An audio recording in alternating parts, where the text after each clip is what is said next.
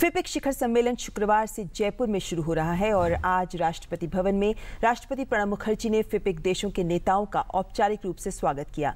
दक्षिण प्रशांत क्षेत्र भारत के लिए सामरिक रूप से बहुत महत्वपूर्ण है और इन देशों के साथ भारत की साझेदारी को आगे ले जाने के मद्देनजर अहम है ये शिखर सम्मेलन। के देशों के साथ भारत का काफी पुराना रिश्ता रहा है और इसे आगे ले जाने के मकसद से शुक्रवार से शुरू हो रहा है दूसरा FIPIC यानी फिपिक शिखर सम्मेलन। गुरुवार को राष्ट्रपति भवन में राष्ट्रपति प्रणब मुखर्जी ने फिपिक देशों के नेताओं का औपचारिक रूप से स्वागत किया। राष्ट्रपति ने कहा कि भारत फिपिक देशों के प्रति अपनी साझेदारी को लेकर पूरी तरह प्रतिबद्ध है और सभी देशों की आपसी सहमति से समान रुचि वाले क्षेत्रों में संबंधों को नए आयाम देने के लिए भी तैयार है। I am convinced that our bilateral cooperation has much greater potential waiting to be realized. India has made considerable progress in the field of IT, health, solar energy, disaster mitigation and management. India is committed to partner with you in your efforts to achieve the development goals of your respective nations. राष्ट्रपति ने भारत और दक्षिण प्रशांत देशों के सामने परिस्थितिकी तंत्र संबंधी चुनौतियों पर चिंता जाहिर की और इससे निपटने के लिए इको फ्रेंडली तकनीक अपनाने और सभी देशों के बीच आपसी सहभागिता को बढ़ाने पर जोर दिया। The Pacific Island countries are generally endowed with natural resources.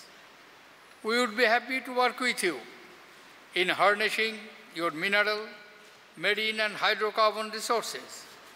Our government and private sectors are keen to strengthen and diversify our bilateral trade and encourage investments in fisheries, agriculture, oil and natural gas, mining and water desalination.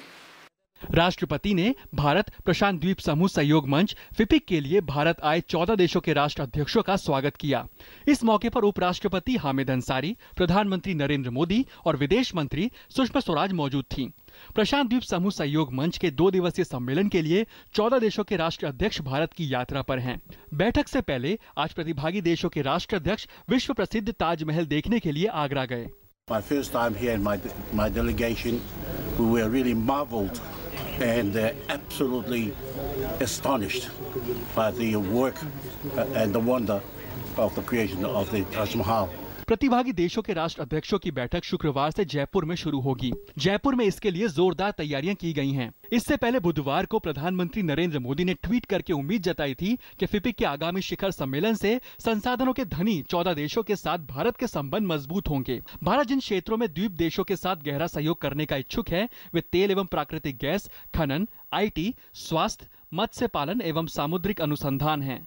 दूसरा सम्मेलन आयोजित हो रहा है और इस सम्मेलन में इन देशों के साथ रिश्ते भारत के कैसे मजबूत हो उस पर पूरा फोकस रहेगा और देखना यह बड़ा दिलचस्प रहेगा कि प्रधानमंत्री नरेंद्र मोदी जब यहां पर अपनी बात रखेंगे तो क्या क्या मुद्दे रखेंगे। वैसे खास तौर पे जो मुद्दे माने जा रहे हैं वो ये माना जा रहा है टेलीमेडिसिन के क्षेत्र में, शिक्षा के क्षेत्र में, कृषि, मत्स्य पालन और ऊर्जा के क्षेत्र में, नेचुरल गैस और जो तेल है उसके क्षेत्र में और साथ साथ इसके अलावा व्यापार के और बहुत सारे क्षेत्र हैं जहां इन देशों के साथ भारत को अपने रिश्ते प्रगाढ़ करना है, मजबूत बनाने हैं। तो देखना यह बड़ा दिलचस्प होगा कि प्रधानमंत्री नरेंद्र मोदी यहां पर क्या बातें रखते हैं और बाकी जो द्वीप देश हैं उनके प्रतिनिधि, उनके राष्ट्र अध्यक्ष जो हैं उनकी क्या प्रतिक्रियाएं रहती हैं और इस पर हमारी नजर लगातार बनी रहेगी। शिखर सम्मेलन में भारत के सामरिक रूप से महत्वपूर्ण दक्षिण प्रशांत क्षेत्र में अपनी उपस्थिति का विस्तार करने की कोशिश करेगा ताकि व्यापार और निवेश सहित प्रमुख क्षेत्रों में इन देशों के साथ गहरे संबंध विकसित हो सके।